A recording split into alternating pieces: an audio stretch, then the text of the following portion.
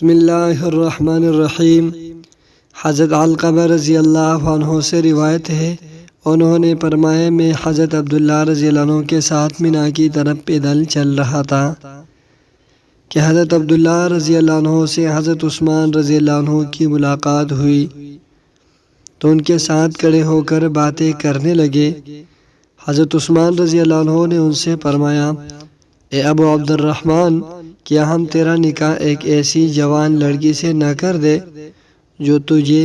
تیری گزری ہوئی عمر میں سے کچھ یاد دلا دے؟ تو حضرت عبداللہ رضی اللہ عنہ نے فرمایا کہ اگر آپ یہ فرماتے ہیں تو رسول اللہ صلی اللہ علیہ وسلم نے ہمیں فرمایا، اے جوانوں کے گروہ، تم میں جو نکاح کرنے کی طاقت رکھتا ہو اسے چاہیے کہ وہ نکاح کر لے،